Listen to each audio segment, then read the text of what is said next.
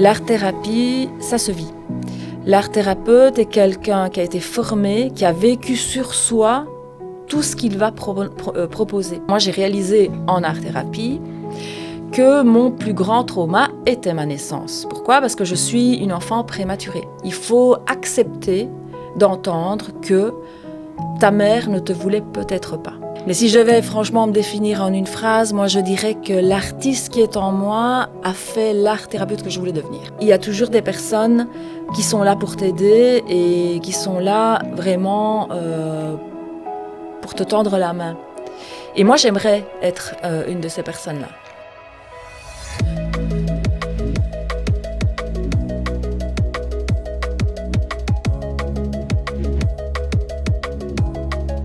C'est parti.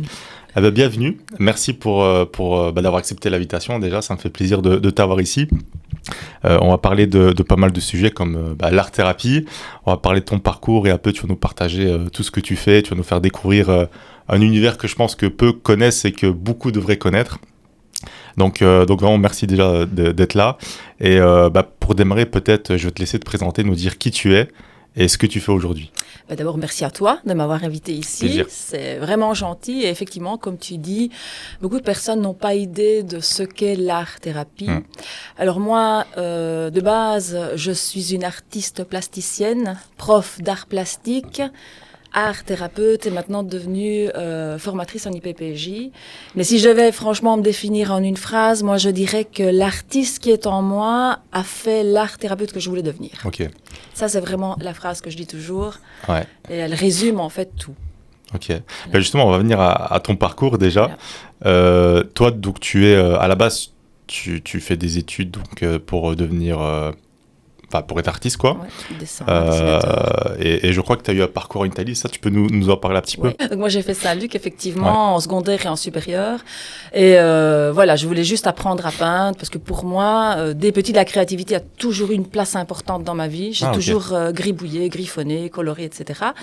Sans vraiment savoir ce que j'allais devenir.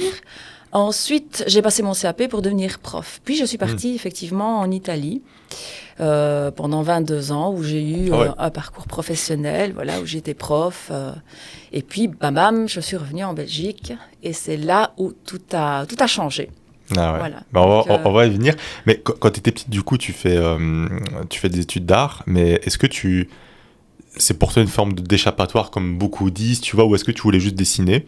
Et ou est-ce que tu avais des rêves déjà, tu vois ? C'était quoi un peu, à quoi elle pensait la Nathalie enfant, on va dire ça comme ça ? Alors, enfant, comme tout enfant, j'avais juste envie de dessiner, gribouiller, être dans mon monde. Mais il est vrai que je me réfugiais énormément dans les dessins quand, par exemple, ça n'allait pas, ou quand je me disputais avec des amis, des copines, ou avec mon frère. C'est vrai que j'avais ce qu'on appelait une chambre à jouer, où j'avais tous mes crayons et où on m'embêtait pas. Donc, je me renfermais effectivement dans cette petite chambre. Et je créais mon monde. Je peignais mes murs, je dessinais par terre. J'étais vraiment libre, en fait. Et c'était cet aspect-là qui me plaisait énormément dans le fait d'avoir choisi aussi des études artistiques. C'est qu'on se sent libre d'être soi et de faire ce qu'on a envie. Ouais. Même s'il y a tout un parcours académique et même si, effectivement, il y a tout un enseignement derrière. Puis voilà, je suis allée à Saint-Luc et je ne m'imaginais absolument pas être une artiste reconnue ou quoi que ce soit, absolument pas. Je savais pas trop ce que j'allais faire, mais je savais que c'est ce que je devais faire. Ok. Voilà. Ouais. Et est-ce que tes parents déjà étaient artistes aussi ou est-ce que c'est rien à voir ? Rien à voir. Rien à voir. Aucun des deux. Souvent les artistes, les parents, tu sais, c'est deux familles, etc. Mais... Non, aucun des deux. On est tous un peu créatif et créateur. J'ai envie de dire, mon père, c'est un coiffeur et voilà, ça peut être... ça peut être de l'art. Ça peut être de l'art. Il fait de l'art sur la tête des autres. J'ai envie de dire, voilà, ma maman, non, maman était péricultrice de base, donc non, il n'y avait pas d'artiste dans la famille, non. Du coup, t'es la première. Oui, du coup, j'étais la première et en même temps un peu considérée comme le vilain petit mouton noir, tu vois. Un peu rebelle et tout ça. Oui, c'est ça. Souvent, c'est ça, les artistes. Il faut dire qu'à l'époque aussi, Saint-Luc, c'était pas très bien vu, tu vois, comme institution. Oui, bon, maintenant, ça va. Mais je veux dire, à l'époque, moi, je te parle quand même dans les années 80, 90. Ok, ouais. Oui, donc ça date, du coup. Et oui, voilà. On a toujours été vu comme... des gens à part, entre guillemets, alors que non. Et toi, du coup, à cette époque-là, donc Saint-Luc, c'est les secondaires. Secondaire. Et tu avais déjà des projets ou des rêves que tu voulais réaliser ou pas spécialement? Parce que du coup, tu es parti en Italie après. Oui. Ben, moi, j'ai toujours voulu quelque part enseigner. Et donc, c'est pourquoi j'ai pris mon CAP, parce que j'avais comme objectif de devenir prof d'art plastique. J'avais eu des super bons profs, et donc je voulais un peu devenir comme eux. Ouais. Et après, je suis partie en Italie, et ma vie a pris une autre tournure, donc je n'ai pas enseigné tout de suite. J'ai profité du lieu, puis j'ai eu mes enfants, donc voilà. J'ai mis un peu, je vais dire, la créativité de côté pendant un certain temps, et puis quand je l'ai reprise, tout est revenu. Ok, et du coup, tu es parti en Italie pour quelle raison en fait? Ah ben parce que je me suis mariée. Ah, tout simplement. Ah oui. Je me suis mariée avec un Italien. Voilà, je me suis mariée, et puis j'avais envie... quelque part de quitter la Belgique, j'avais envie de faire des expériences, d'aller ailleurs. J'étais jeune, hein, j'avais 23 ans. Donc, ah oui, en plus l'Italie au niveau de l'art et tout. Oui, voilà, je voulais vraiment faire des expériences et puis voyager, voilà, faire des choses. Puis bon, voilà, après on a eu des enfants, etc. Ça freine un peu, mais voilà, j'ai bien profité, franchement, c'est une belle période. Ouais. Et du coup, après tu reviens vers l'art. Je reviens. Et ça se passe comment? Eh bien, en fait, l'art est revenu... comme je t'ai dit, ça a toujours été pour moi un moyen d'expression, mais aussi un moyen de me retrouver, même quand j'étais petite. Et donc, du coup... Mais t'as très vite senti ce côté thérapeutique de l'art ou c'est venu après?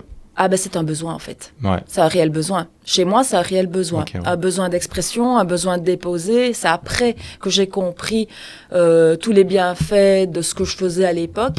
Mais pour moi, ça a toujours été un réel besoin de déposer quelque chose, ne serait-ce que quelques taches de couleur, des traits, sans spécialement vouloir créer une œuvre, mais déposer. Et du coup, oui, après, il y a eu une série de choses qui se sont passées dans ma vie, comme ma séparation...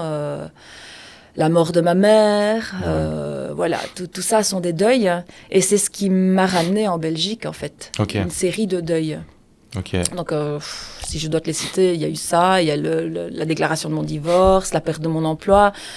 Et le fait aussi de quitter un pays pour revenir, c'est une perte. Donc, en fait, j'ai eu plus ou moins tout en même temps.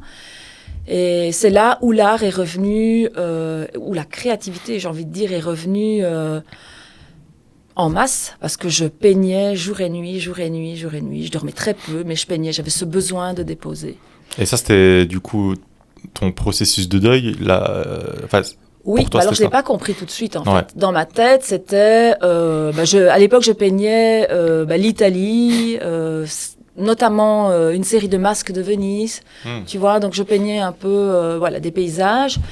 Et au début, c'était parce que j'avais envie de peindre et quelque part peut-être de me rapprocher aussi de l'Italie. Et donc, voilà, je peignais en me disant, je ferai des expos.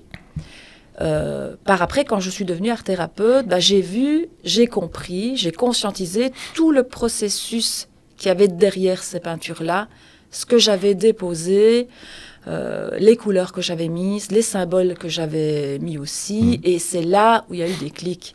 Okay. C'est seulement quand je suis devenue, quand j'ai fait mes études à HEPL pour devenir art thérapeute que j'ai tout compris. Voilà. Et c'est marrant parce que quand on parle de deuil, on pense souvent que c'est quand c'est le décès de quelqu'un, mais toi, t'expliques qu'en fait non, ça peut être une séparation, ça peut être différentes choses. Le deuil, c'est lié à une perte. Donc en fait, on vit des micro-deuils tous les jours, on vit des pertes tous les jours, mais on ne s'en rend pas compte. Et très souvent, qu'est-ce qui se passe? C'est que quand on est petit, on ne nous apprend pas à perdre, on ne nous apprend pas que ça fait partie de la vie, que la mort fait partie de la vie, c'est tabou. On met tout ça de côté et... on va dire, notre inconscient ne fait pas vraiment totalement la différence entre... il fait une grosse différence quand on parle la mort d'un parent ou d'un enfant ou quoi que ce soit, mais je veux dire, intérieurement, on le vit plus ou moins de la même manière. Donc, on a une perte qu'on doit guérir, un trou. Voilà, on n'est plus le même, et c'est lié à, séparation, divorce, la perte d'un animal, le déménagement, la perte de la jeunesse aussi. Voilà, maintenant on travaille beaucoup avec des femmes qui sont ménopausées, une certaine image de soi. Voilà, tout ça, ce sont des deuils entre guillemets, mais qui font que il faut les retravailler parce que sinon on se sent pas bien. Comment, du coup, tu as réussi à gérer ces plusieurs deuils que tu as eu d'un coup? Et c'est quand même des deuils qui sont assez graves. Ouais. Parce que tu parles de l'artistique, mais en dehors de ça, comment est-ce que tu as fait? Eh bien, moi, je t'avoue que d'abord, j'ai peint. Je peignais. Puis c'est seulement après que j'ai été voir une art thérapeute. Ok. Et où là, j'ai vraiment compris que c'est ça qui m'avait vraiment sauvé, entre guillemets, qui m'avait vraiment aidé à ne pas descendre dans une dépression profonde. C'est vraiment la créativité qui m'a sauvée. C'est vraiment ce que je dis toujours aux personnes que j'accompagne. C'est ce qui m'a soulevé, c'est ce qui m'a porté. Ouais. Voilà. Donc, un suivi thérapeutique, on en a tous besoin, mais on n'est pas tous les mêmes et on ne réagit pas tous de la même manière. Donc, moi, l'art-thérapie m'a vraiment parlé. Et j'ai vraiment tout conscientisé après ma formation à la Haute École où j'ai eu des formateurs exceptionnels. Ouais. Voilà, donc c'est là où j'ai vraiment tout compris. Ouais.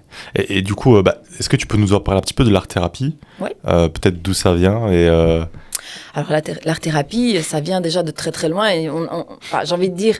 depuis l'époque préhistorique. Mais oui, mais non, mais on crée depuis qu'on est, en fait. C'est vrai. Quand on est petit, on fait pas attention, on jette, on gribouille, on s'en fiche de ce que les gens pensent des autres. C'est juste que ça nous fait du bien de créer. Donc, l'art-thérapie, comme le nom l'indique, la thérapie par l'art, c'est tout simplement un moment où on arrive à se retrouver, à se recentrer sur soi, à écouter ses émotions, son intuition. Et c'est là où on dépose ce qui ne va pas, ou alors on calme un mental qui est vraiment trop dominant.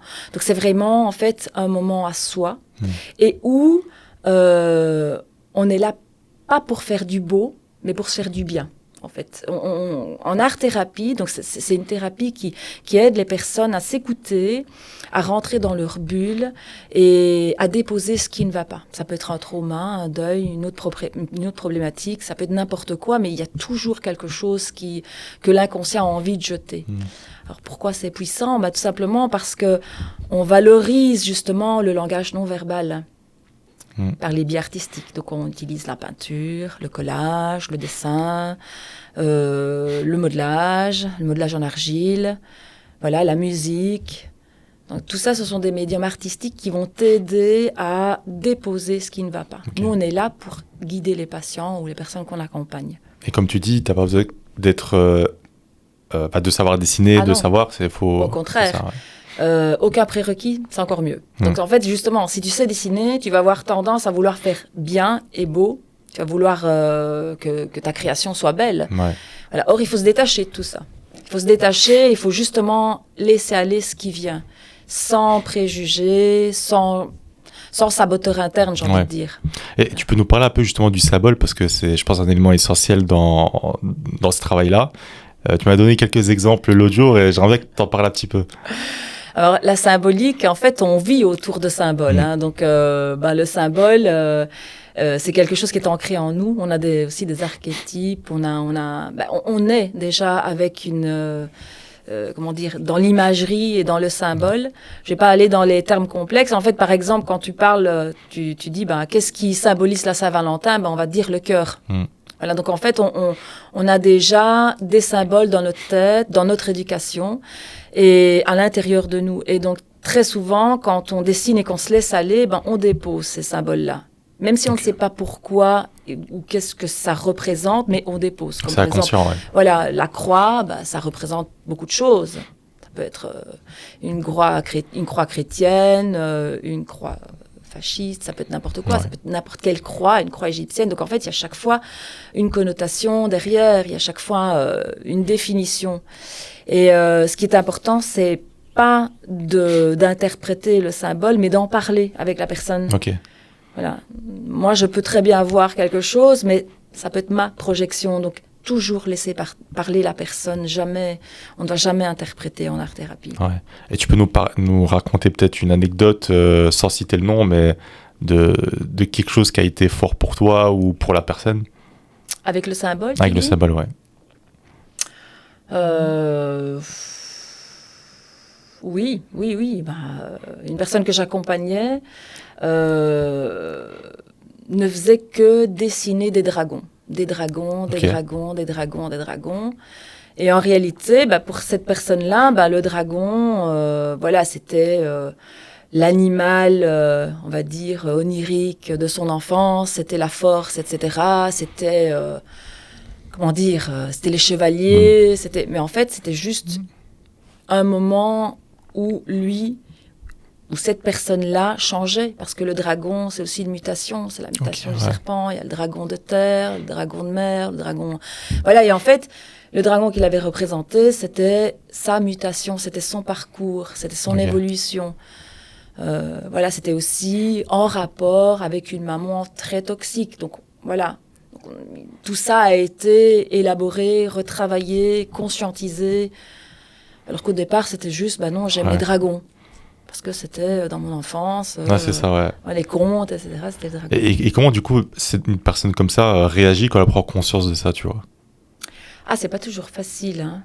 C'est pas toujours facile parce que des fois, j'ai envie de dire, les personnes ne réalisent pas toujours ce qu'elles découvrent. Enfin, je veux dire, elles viennent très souvent pour une problématique, mais ce qui en ressort, c'est autre chose. Ouais. Donc, par exemple, une personne peut venir chez moi en me disant, voilà, j'aimerais retravailler le deuil, ma séparation avec mon ex-mari, etc., etc. Mais en fait, sous-jacent, il y a d'autres problématiques qui sont beaucoup plus urgentes et que l'inconscient va rejeter.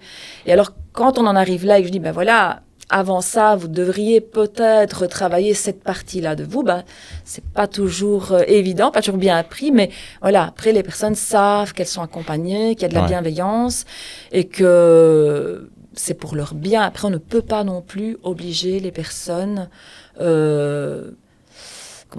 à avancer ou à travailler ce qu'on leur demande de travailler. On n'est pas des sauveurs, ça, il faut se dire. Il faut que ça vienne d'eux aussi à un moment donné. Ça doit venir d'eux, ils doivent le sentir. Et s'ils ne le font pas, c'est que tout simplement, c'est pas le bon moment. Okay. Donc, il faut respecter aussi les temps. Voilà. Ouais, incroyable. Voilà. Et du coup, c'est à quel moment où... Donc, tu vis ces deuils, tu commences à dessiner. C'est à quel moment où tu commences à donner cours à la Chapelle? Enfin, c'est quoi un peu le timing par rapport à ça? Alors, en fait, en réalité, après avoir conscientisé que j'allais pas bien et que la peinture était mon seul outil, j'ai parlé à une amie et on a parlé de l'art-thérapie que je connaissais en grande ligne, mais pas vraiment.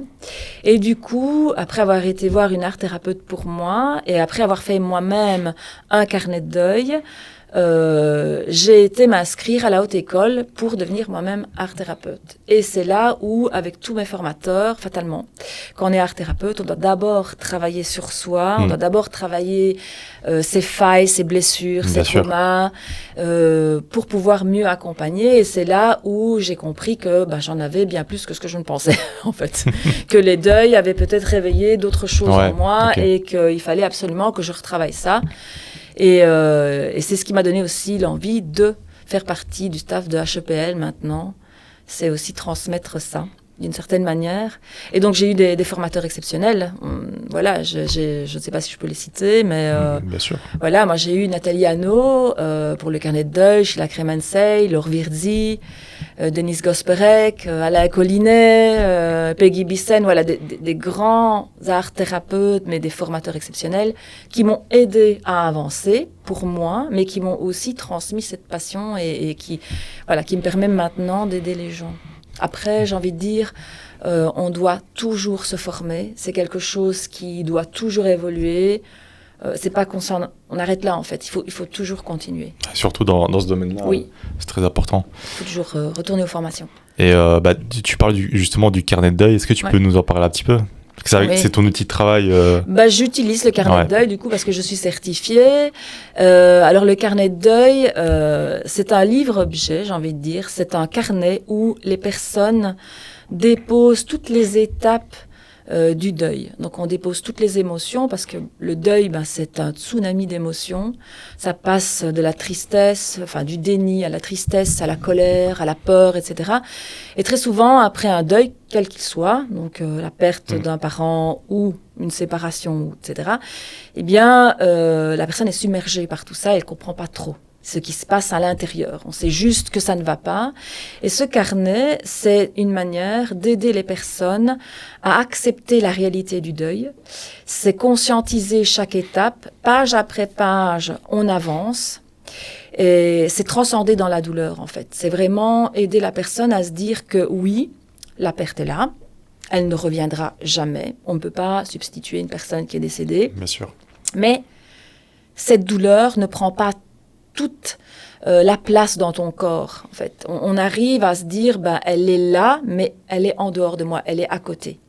Donc on arrive tout doucement, voilà, page après page, avec des rituels, à l'aide du dessin, de l'écriture, voilà, du collage, etc., à déposer ce qui ne va pas, à voir où on en est aussi dans le deuil, parce qu'on n'est pas tous, quand on fait un carnet de deuil, on n'est pas tous au même moment, on n'est pas au même endroit, j'ai envie de dire. On peut être au début, à la fin. Et c'est surtout aussi réaliser que le deuil, c'est une reconstruction de soi. C'est un travail identitaire. On n'est plus la même personne, comme j'ai dit tout à l'heure, on n'est plus le même. Et on essaye avec ça d'avancer, d'accepter, parce qu'on en fait un carnet souvenir. Le deuil, c'est aussi un travail de mémoire. Il ne faut pas oublier. Il ne faut pas se dire que bah voilà, j'ai fait mon deuil, c'est oublié. Ben non, en fait, c'est complètement... c'est l'erreur. Justement, faire son deuil, avancer dans son deuil, c'est s'en souvenir, c'est le conscientiser, c'est se dire, ben voilà, je me sens comme ça parce que... Et c'est le déposer, c'est... La créativité, c'est ça, en fait. C'est sublimer, c'est rendre beau quelque chose qui nous a fait mal. C'est le transformer. Okay. Le tout, c'est de transformer ce qui ne va pas. Tu donnes l'information à ton inconscient que tu ne veux plus ce qui ne va pas de cette manière-là, mais d'une autre manière.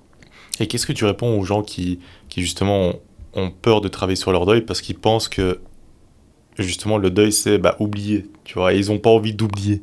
J'entends souvent ça, justement... Eh ben, moi, j'ai envie de dire qu'il faut plonger. Hein. Il faut plonger, il ne faut pas avoir peur de plonger dans l'ombre. Il ne faut pas avoir peur de son ombre, il ne faut pas avoir peur de ce qui peut en ressortir, parce que voilà, les personnes qui te disent « je ne veux pas oublier » sont des personnes qui restent coincées à un certain moment dans leur processus de deuil, qui ne vont pas avancer. Il faut se dire que toute perte apporte aussi quelque chose. Maintenant, c'est dur à entendre, surtout pour des parents, par exemple, qui ont perdu un enfant. Mais il y en a, et c'est la fameuse résilience, il y en a qui arrivent à dépasser cette étape-là et à en faire quelque chose. Et notamment les gens qui travaillent le deuil périnatal, etc., et qui maintenant sont des coachs. Là, c'est vraiment des exemples. Je n'ai plus le nom de cette dame avec laquelle j'avais fait une formation, mais c'est vraiment des exemples de force. Justement parce qu'ils ne n'oublient pas. La personne est toujours là, mais d'une autre manière. Okay. Ouais, donc, c'est vrai que c'est pas évident, mais voilà. Moi, j'incite vraiment les personnes à traverser ce chemin. C'est un chemin, en fait. C'est un chemin de vie. On aura toujours des pertes. Dès qu'on est, on sait qu'on va mourir. Dès qu'on est, on sait qu'on va perdre des choses. On va en gagner, on va en perdre. Et toute perte amène aussi ce qu'on appelle un héritage. Moi, je vais te faire une confidence, Damien. Si ma mère n'avait pas été morte, maintenant, moi, je ne serais jamais devenue l'art-thérapeute que je suis. C'est la mort de ma mère, en grande partie, qui m'a poussée à revenir en Belgique et qui, quelque part à l'intérieur de moi, m'a fait ce cadeau quelque part. Parce que j'ai retravaillé plein de choses, plein de blessures dont j'ignorais l'existence. J'ai retravaillé sa perte, ça ne veut pas dire que je n'y pense pas ou que je ne suis pas triste ou que je ne pleure pas quand c'est sa date d'anniversaire, bien sûr, mais voilà, il y a toujours un héritage. Et l'héritage, c'est aussi ce que la personne nous laisse ou la situation nous laisse. Il ne faut pas mettre dans le déni tout ce qu'on a eu avec cette personne-là ou tout ce qu'on a fait dans notre situation. Je parle par exemple dans un mariage, il ne faut pas oublier. Enfin, c'est une grande erreur que de vouloir oublier. Ouais. Et du coup, quand des personnes peuvent subir ce genre de voilà, quelqu'un subit un deuil, subit quelque chose de grave et est en deuil, est-ce que derrière ça ne soulève pas par exemple des traumas et que du coup tu dois encore travailler différemment ou encore plus parce qu'il y a des traumas qui ressortent. Tu vois ce que je veux dire? Oui, bien sûr. Ah ben oui. Quand on dépose en art-thérapie, il faut se dire que on met déjà les personnes en condition. Donc, c'est-à-dire qu'on essaye de désamorcer leur mental. On essaye déjà avec de la musique, avec des petits rituels, etc. On essaie déjà de mettre de côté tout ce qui peut, tout ce que le mental pourrait éventuellement jeter.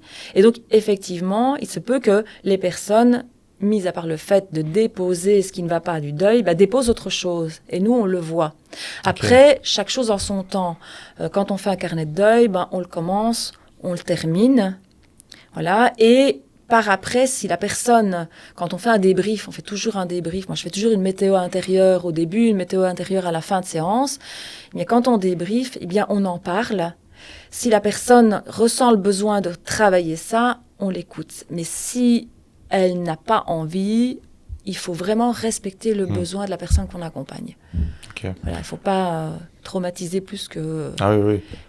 Et c'est vrai qu'aujourd'hui, on voit pas mal de coachs, thérapeutes, etc., qui souvent, justement, ils sont pas très certifiés ou pas très...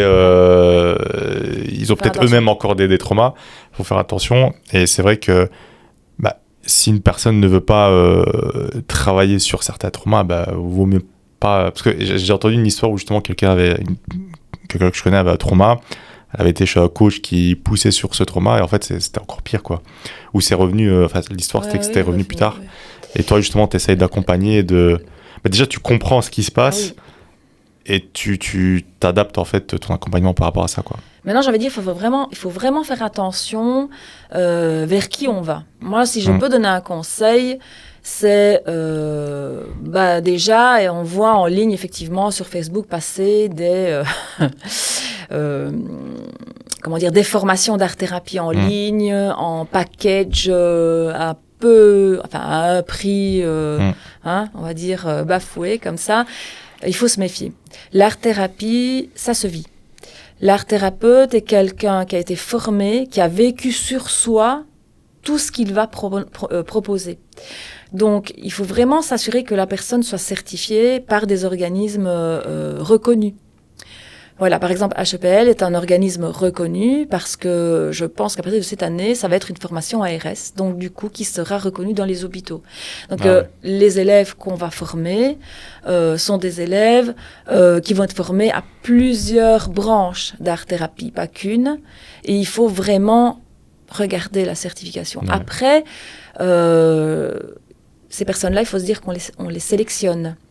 On a beaucoup de CV, de lettres de motivation chaque année. C'est des personnes qui sont sélectionnées. Okay. Voilà, il faut vraiment avoir un but, un projet et quand même des bases, qu'elles soient artistiques ou psychologiques, pour être art-thérapeute. Le nom l'indique. Ouais, ok. Donc, j'aimerais bien qu'on revienne un petit peu sur les traumas. Tu m'avais dit un truc qui m'avait choqué, c'est que le premier deuil, c'est la naissance. Est-ce que tu peux nous en parler un petit peu? Oui, le premier deuil, c'est la naissance, en fait. Notre premier grand trauma, notre premier grand deuil, c'est à partir du moment où on quitte cet univers, donc le monde ultra-éthérine qu'on dit, là, donc le ventre, l'eau, etc., le lien avec la mère, pour une vie à l'extérieur, donc pour cette vie qu'on connaît ou qui est faite de bruit, c'est fou, d'air, etc., etc. Donc en fait, ça c'est notre premier deuil, et c'est un des traumas les plus importants aussi. Et donc en fait, dès la naissance, dès même la conception, on en a parlé, en fait, tu peux déjà transmettre, créer un trauma à l'enfant, que ce soit via la transgénération ou via simplement l'attention au moment de la conception, de la naissance. Qui peuvent impacter en fait toute la vie d'un enfant. Là, je vais te parler d'un cas personnel du coup. Donc en fait, moi j'ai réalisé en art-thérapie que mon plus grand trauma était ma naissance. Pourquoi ? Parce que je suis une enfant prématurée.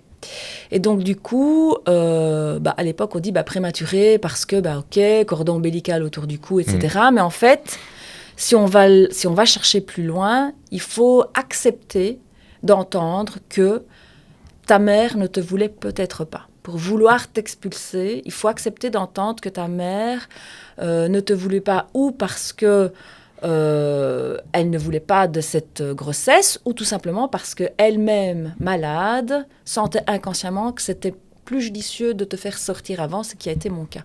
Ma mère était déjà gravement malade, gravement malade psychologiquement, quand déjà durant la grossesse, donc avant ma naissance, et après ma naissance encore plus. Donc vraiment, là, je pense que le fait d'avoir été, d'être née prématurée, voilà, c'est un trauma. Déjà une première chose à travailler, quoi. Voilà. Et il y a aussi pas mal de choses qu'on entend, comme une femme qui est enceinte, déjà si pendant qu'elle est enceinte, elle subit des choses graves ou des chocs, ça peut du coup déjà donner des choses à l'enfant. Oui, ça donne, fatalement. L'enfant perçoit tout ce qui est émotionnel. Il perçoit toutes les émotions de la maman, tous les états d'âme, il entend aussi, donc fatalement, il reçoit. Et oui, c'est des choses qui peut-être seront à retravailler plus tard. J'avais une personne qui m'avait raconté que sa femme était enceinte. Ouais, c'était sa femme était enceinte. Et en fait, lors d'un repas de famille, donc la femme enceinte est en train de manger quelque chose. Elle a eu un choc parce qu'à ce moment-là, il y a eu une grosse dispute ou je sais plus quoi. Et l'enfant en fait était allergique à cet aliment-là. Mais ils s'en ont rendu compte en fait beaucoup plus tard, tu vois. Et en faisant ils utilisaient, je crois, des outils comme l'hypnose, etc. pour essayer de revoir ça. Et c'est là où on se dit, on a tous des allergies ou des choses qu'on n'aime pas ou des façons de se comporter qui peuvent être liées justement à tout ça, quoi. Il y a l'épigénétique, hein. Et l'épigénétique, justement, qui est prouvée scientifiquement et tout. Aujourd'hui, il y a des vraies études là-dessus. On reçoit des choses génétiquement dès notre naissance. Ouais. Et on ne nous demande pas l'autorisation. Donc voilà, donc on reçoit des choses déjà de nos parents, de nos grands-parents, de nos arrière-grands-parents.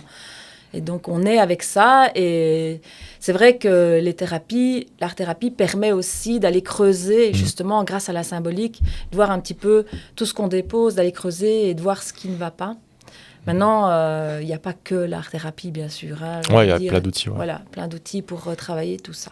Et comment tu gères, parce que du coup, tu es face à des gens qui vivent des choses compliquées. Comment est-ce que toi, tu vis au niveau... tu vois, on peut très vite être une éponge et absorber un peu tout ce qui se passe. Donc, comment est-ce que toi, tu gères ça ? Alors, nous, effectivement, on peut absorber, mais on nous apprend à avoir la posture du thérapeute. Donc, c'est-à-dire qu'on arrive à faire des contre-transferts, mais surtout à avoir une certaine posture qui empêche quand même la douleur des autres de nous atteindre. Maintenant, ce n'est pas toujours le cas. On est humain. Et donc, du coup, effectivement, ça peut m'arriver d'être imprégné par quelque chose. Et alors là, je le sens. Mon corps se fait sentir. Je commence à avoir mal là. Et alors, je fais du sport, de la méditation, mais surtout de la supervision. L'art thérapeute, mais je pense tout thérapeute, tout coach devrait se faire superviser par un collègue ou par un supérieur. Ça, c'est super important. Ouais. Il faut se faire aider. Par exemple, très souvent, si quelque chose n'a pas été, je me dis, tiens, pourquoi est-ce que moi, en tant qu'art thérapeute, j'ai réagi de telle manière ? Et là, c'est que le problème, il y avait encore quelque chose en moi qui n'allait pas. Si j'ai réagi négativement, c'est que ça m'a touchée et que cette partie-là doit être guérie ou revisitée, tu vois, donc, ou écoutée, tout simplement. Ouais. Donc, et tu as tout type de personnes, tu as des enfants, des adultes, etc. Oui, l'art-thérapie, c'est pour tout le monde. Donc, enfants, ados, adultes et personnes âgées peuvent faire effectivement de l'art-thérapie. Et moins on s'est décidé, mieux c'est. Ah ouais. Voilà. Ah ouais. Et du coup, est-ce que tu peux nous partager peut-être des moments marquants, justement, de ta vie, quand tu accompagnes, ou peut-être une histoire, ou peut-être pas de toi, mais de quelqu'un d'autre, que tu peux nous partager ? Oui, alors, sans faire de nom, bien sûr, mais écoute, il y a une dame que j'accompagne encore à l'heure actuelle. Ça fait presque 2 ans qu'elle vient chez moi. Et je t'avoue que je ne la reconnais plus. C'est une dame qui, au début, n'était pas sûre d'elle, aucune confiance en elle, traumatisée de par son enfance. Et en grattant, en retravaillant plusieurs choses, c'est une femme qui maintenant s'assume bien, est épanouie. On a retravaillé un peu le côté narcissique parce que c'était quelqu'un qui avait été fortement démoli. Et quand je vois ce qu'elle était avant, ce qu'elle était après, eh bien, il y a une réelle transformation en fait. C'est difficile à expliquer parce que sinon je donnerais trop de détails et ça ne va pas. Je ne peux pas, déontologiquement je ne peux pas. Et donc du coup, juste dire que quand on quand on fait de l'art-thérapie, il y a fatalement un changement. Fatalement un changement qui s'opère en toi et qui se voit extérieurement. Bah ouais. Et ça représente quoi pour toi le fait d'accompagner justement toutes ces personnes? Est-ce que c'est pas une forme de thérapie aussi quelque part pour toi ou... Alors moi je t'avoue que les personnes que j'accompagne me nourrissent. Elles me nourrissent parce que c'est des personnes exceptionnelles et parce que de toute façon il y a ce qu'on appelle la relation thérapeutique et effectivement il y a des liens qui se créent. Et alors jusqu'à il y a même pas 9 ans, je te dis, avant mon retour en Belgique, je ne pensais absolument pas qu'un jour je deviendrais art-thérapeute. Mais alors là, pas du tout. Si on m'avait posé la question, j'aurais même rigolé parce que je me dis absolument pas. Et maintenant, je me rends compte que c'est un réel besoin dans le sens où ça a du sens pour moi parce que c'est ce qui m'a aidé à un certain moment donné dans ma vie, et je me dis que voilà, la vie elle est là, elle est brève, on a tous entre guillemets une mission de vie. Maintenant, moi je ne veux pas sembler être l'archétype de la sauveuse, absolument pas, mais il y a toujours des personnes qui sont là pour t'aider et qui sont là vraiment pour te tendre la main.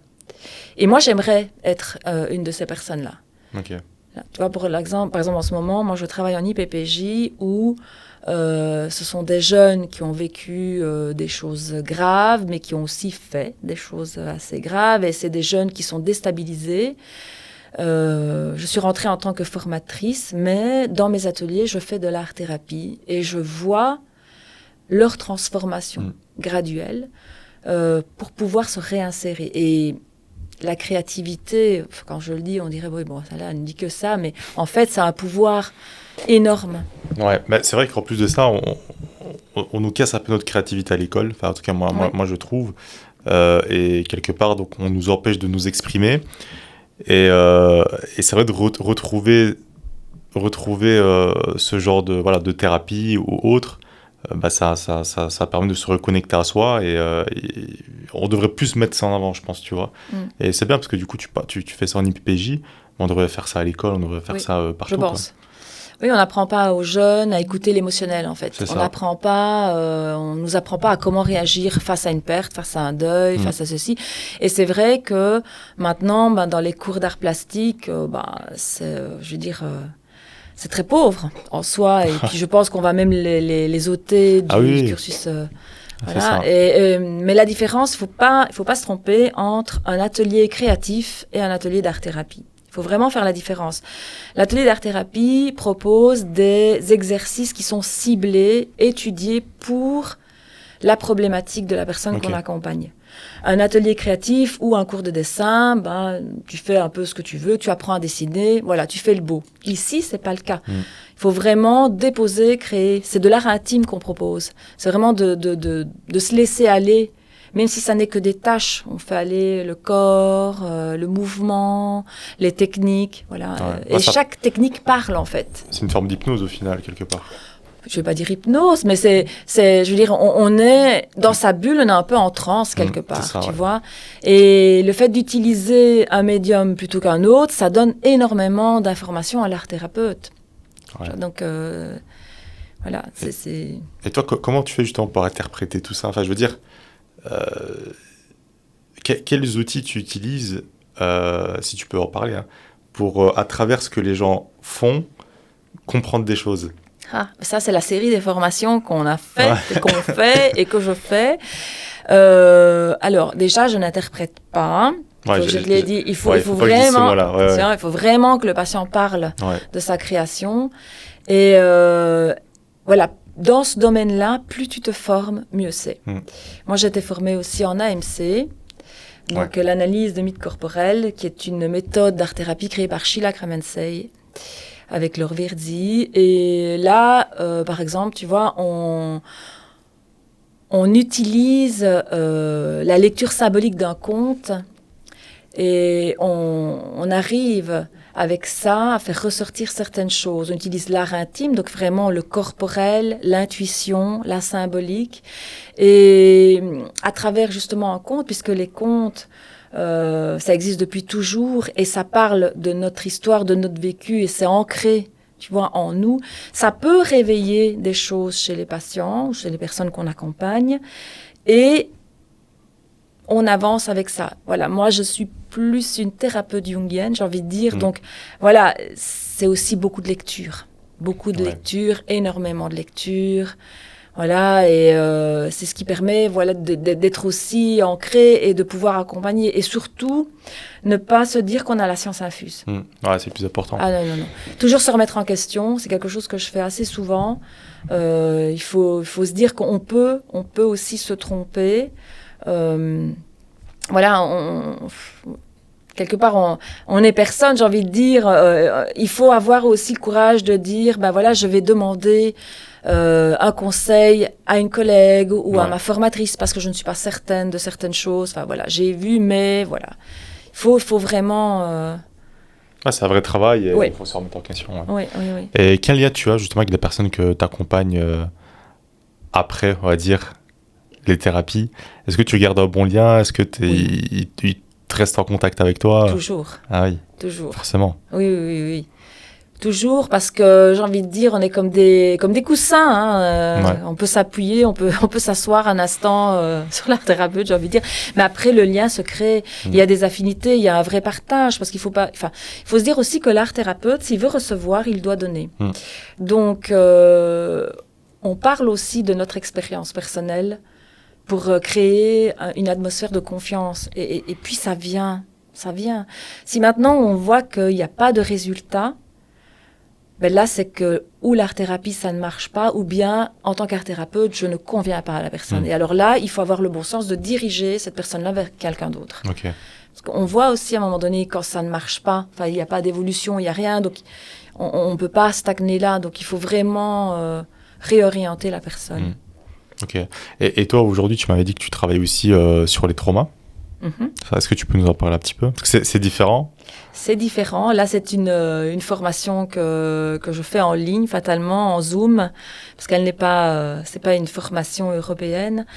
Là, c'est un peu plus compliqué parce qu'il faut aller chercher beaucoup plus loin. Okay. Les traumas, ça vient aussi de notre petite enfance, mais pas que. Ça peut être aussi du transgénérationnel, ça peut être des choses qu'on a reçues, des choses qui sont en nous et dont on ignore l'existence, comme par exemple, ben voilà, on a des blessures qui nous appartiennent pas, des fardeaux émotionnels qui nous appartiennent pas. Et ça, on le porte déjà depuis notre naissance et ça peut être traumatique. Voilà. Et donc, du coup, il faut avancer avec ça d'une certaine manière. Et là, ben voilà, moi, j'utilise plusieurs outils, toujours dans la peinture, le dessin, la lecture de contes aussi, c'est très important, et pas que. Ça peut être des lettres aussi. Voilà, j'essaye aussi de réactiver cette mémoire avec des souvenirs, des objets qu'on va retransformer. C'est fou de penser qu'il peut y avoir des traumas transgénérationnels. Enfin, je trouve ça fou parce que du coup, bah, on peut porter, comme tu as dit, le fardeau de beaucoup de personnes et surtout bah, l'époque, nos grands-parents, etc., bah, c'est l'époque de guerre, etc. Donc, on peut porter effectivement des blessures de nos grands-parents ou de nos arrière-grands-parents ou reproduire des schémas. Des schémas, ouais. Tu vois, des répétitions ou alors des événements ou des choix. Voilà, on peut répéter aussi un choix. Donc, ça peut être lié à un trauma ou pas. Mais je veux dire, voilà, c'est vrai que ça peut aller très loin. Là, on irait sur un autre débat. Ah ouais. Et tu penses que n'importe quel trauma peut être... pas dire le mot guéri, mais tu vois, on pourrait avancer avec n'importe quel trauma si la personne veut. Alors, un trauma reste un trauma, j'ai envie de te dire. Par exemple, une personne qui a été abusée, bah, effectivement, c'est un trauma. Elle va le garder à vie, mais ce qui va peut-être l'aider, c'est cette manière d'avancer, c'est la fameuse résilience, en fait. C'est aussi d'aller voir, en fait, pourquoi c'est arrivé. Qu'est-ce qui, en moi, a fait que? Et c'est là tout le travail, parce que très souvent, on dit « j'ai subi ». Mais si on subit, il faut se dire aussi que quelque part, une part de nous appelle quelque chose. Et donc, il faut aller plus loin. Okay. Je ne dis pas que toutes les personnes qui sont abusées le demandent, c'est pas ça. Je ne veux surtout pas interpréter ça comme ça. Non, mais je veux dire, il y a des parts de nous qui parlent avec un langage qui n'est pas verbal. Et donc, du coup, tu veux dire qu'il y a des personnes qui on va prendre l'exemple classique des femmes qui vont être souvent avec des hommes mauvais, mais quelque part de manière inconsciente, elles vont chercher ça parce que ça correspond peut-être à la paire. Inconsciemment, c'est ça. Ouais. Ah oui, inconsciemment, bien sûr. Inconsciemment, on peut effectivement retomber sur un bourreau, sur quelqu'un de violent parce que le schéma était là, il y a eu un modèle, enfin voilà, il y a une répétition. Et c'est cette répétition-là qu'il faut casser pour justement avancer dans le trauma. Et tu penses qu'aujourd'hui, parce qu'on voit de plus en plus de parents divorcés, on voit de plus en plus de déviance, j'ai l'impression, dans la société. Est-ce que tu penses que ça va, les enfants, les jeunes aujourd'hui, vont avoir de plus en plus justement de traumas ou de choses à régler ou pas spécialement? En fait, c'est pas spécialement les jeunes aujourd'hui, ça a toujours été. Okay. Sauf qu'à une époque, on n'en parlait pas. Ah ouais, ok. À une époque, aller voir un psy ou un thérapeute ou quoi que ce soit, c'était tu es fou en fait. Ouais, ou alors c'était c'est inutile, ça sert à rien, ça va passer, avec le temps tout passe. En fait, non. Ce qu'il y a, c'est que maintenant, on réalise que on a besoin d'aide et que déjà dès le plus jeune âge, les enfants ou les ados ont besoin d'aide. Alors qu'avant, j'ai envie de dire, c'était des générations où l'émotionnel n'avait aucune importance, en fait. Ouais. Il fallait juste travailler, bosser, faire des enfants, être à la maison. Enfin, voilà, je schématise un peu, mais je veux dire, c'était l'émotionnel passait vraiment après. C'est vrai que maintenant, de plus en plus, les gens font appel à des thérapeutes, etc. Et au moins, ça permet à tout le monde de pouvoir un peu travailler. Ok, et est-ce que toi, tu as maintenant des rêves ou peut-être des objectifs que tu aimerais bien réaliser ? Oui, j'en ai un. Tu peux nous le partager ou pas ? Allez, je te le partage. En fait, avec mon compagnon, on aimerait, on va dire, avoir une maison d'hôtes, on va dire ça comme ça, où on accueillerait aussi bien des artistes ou pas, mais où il y aurait des ateliers justement de développement personnel, des ateliers où on offrirait vraiment le week-end bien-être. Tu vas me dire, ce sont des formules qui existent déjà, mais voilà, ça c'est un de nos rêves, un de mes rêves, c'est vraiment d'avoir cet endroit sacré où voilà, on met des thèmes, on met des, je sais pas moi, on offre des week-ends un peu bien-être comme ça, et où on peut retravailler, et où le collectif est là, surtout où c'est un endroit où on peut se retrouver, un endroit où on peut créer, un endroit où on est vraiment libre d'être soi, sans préjugés, loin de la ville, loin du travail, loin du stress. C'est un de mes rêves. Et vous travaillez déjà dessus ou pas encore ? Alors ça mijote un petit peu, ça mijote. Après le deuxième, c'est que j'ai envie de revenir à ma peinture. Revenir à ma peinture pleinement, de me dire, voilà, quand je ne pourrai plus accompagner, parce qu'il faut se dire que l'art thérapeute, à un moment donné, peut être fatigué. Il faut aussi accepter ça. Je peux aussi, à un moment donné, me dire, je n'arrive plus à accompagner correctement les personnes. Et donc là, il faut que j'arrête. Okay. Une forme de deuil. Voilà, il faut que j'arrête. Et quand ça arrivera, parce que ça arrivera certainement, j'ai vraiment envie de reprendre ma peinture pour le plaisir de peindre. Ok. Ah, super. Et là, tu as encore le temps de peindre un petit peu ? Alors, pour le moment, plus trop. Mais quand j'ai des vacances, j'essaye de caser une journée ou l'autre pour ma peinture personnelle. Mais c'est vrai que ça me manque. Et tu avais fait des expositions Oui, j'avais fait des expositions quand je suis revenue à Liège, j'en ai fait quelques-unes. Pour le moment, je mets en stand-by, mais ça va revenir. Ok, super. Voilà. Et du coup, voilà, où est-ce qu'on peut, si j'ai besoin de toi, si j'ai envie de découvrir ce que tu proposes, comment est-ce que je fais ? Alors, j'ai une page Instagram, une page Facebook et un site internet. Qu'on affichera sur la vidéo, voilà, où tout est bien expliqué. Alors, les pages Facebook et Instagram, elles sont quand même actives parce qu'à chaque fois que je voilà, que je pense une photo est pertinente, je la mets parce qu'elle peut faire écho à quelqu'un et je mets toujours le détail, donc le pourquoi, le comment, sans jamais nommer les personnes ou en camouflant toujours le visage des personnes et avec l'autorisation toujours des personnes que j'accompagne. Bien sûr. Par contre, dans mon site internet, il y a toutes les explications sur tous les outils que j'utilise, les ateliers qui sont déjà présents, ceux que j'ai déjà construits, voilà, des explications sur le carnet de deuil, sur l'AMC, enfin sur plusieurs choses que j'ai déjà créées moi-même.